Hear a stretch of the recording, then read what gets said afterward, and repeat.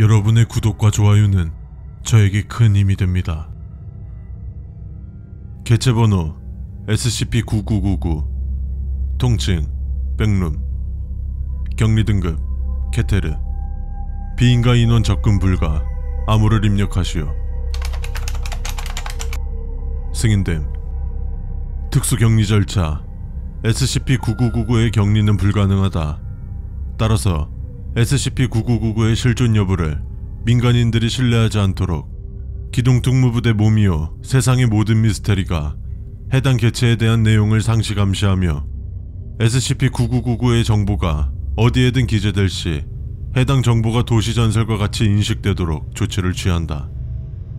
만약 SCP-9999의 사진이나 영상이 올라올 경우 진위 여부 파악 후 게시자를 추적해 B급 이상의 기억 소거제를 투입한다. SCP-9999에 의한 실종 사건은 해당 개체의 존재 부정을 위해 대외적으로는 모두 없었던 사건으로 처리된다. 만약 SCP-9999에서 탈출한 인원이 발견될 경우 해당 인원을 구속하여 신문하고 재단에 무기한 구류해야 한다. 설명: SCP-9999는 일종의 변칙 공간 현상이다. 발생하는 장소나 시간 등이 정해져 있지 않고 진입 방법 역시 벽에 부딪히거나 넘어지는 것 이외에는 알려진 것이 없다. SCP-9999는 2019년 4월 15일 누군가가 포첸에 올린 글이 재단의 정보망에 포착되며 그 정체가 드러났다. 얼마 후 해당 개체가 실존함이 밝혀지며 즉시 상단의 특수격리 절차가 제작 및 실행되었다. 이후 정부에서 극비리에 실행한 몇 차례의 조사와 재단의 기동특무부대를 이용한 단독조사로 인해 일부 정보가 추가로 확인되었다. SCP-9999는 거의 무한대에 가까운 공간으로 내부는 여러 개의 레벨이라고 불리는 것으로 나누어져 있으며 약 99가지의 변칙 개체들이 존재하는 것으로 확인되었다. 이는 현재 우리가 확인한 것만 말하는 것이다.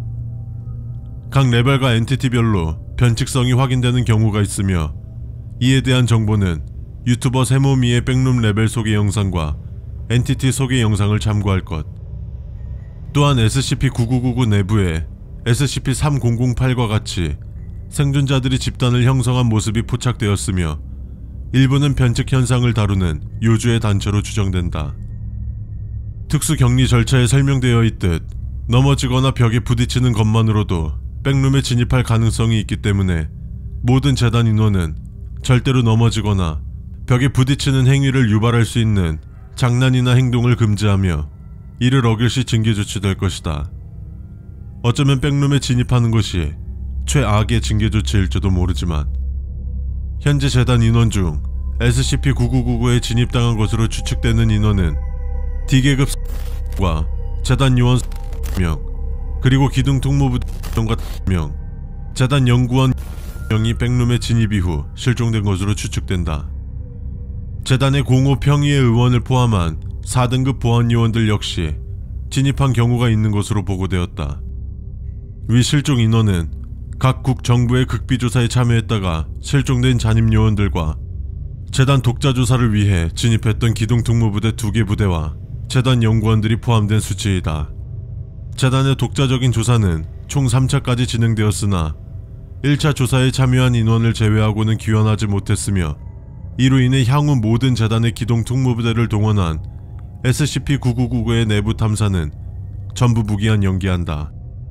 탐사 기록은 05 평의회의 지시로 전부 삭제되었다.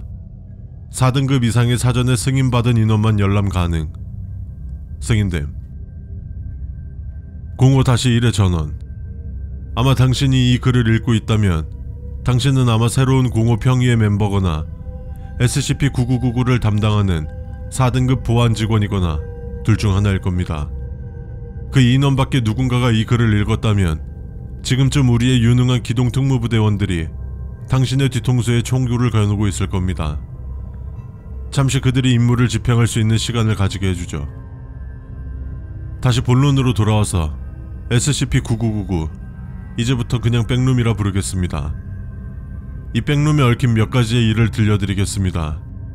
사실 백룸의 일련 번호는 SCP-000이었습니다.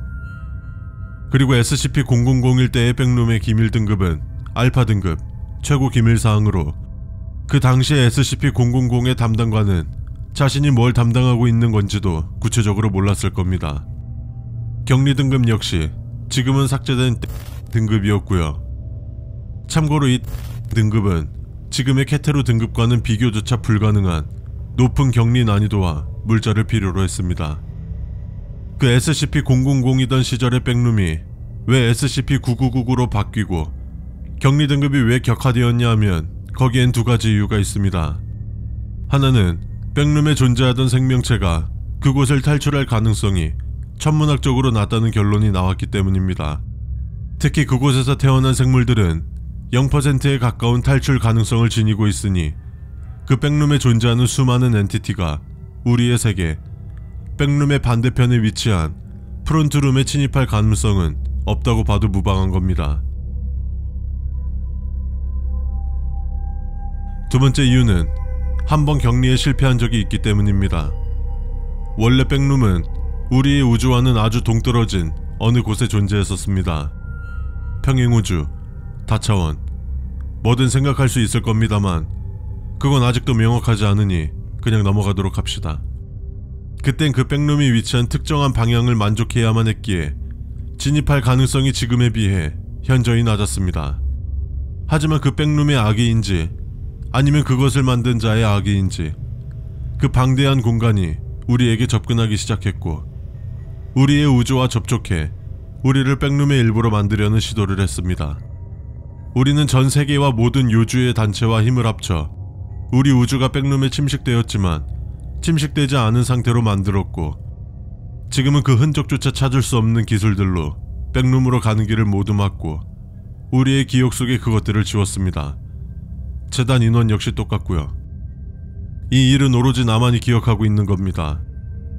이 사태가 있었을 당시 많은 인류가 백룸에 끌려가 다시 돌아오지 못했습니다.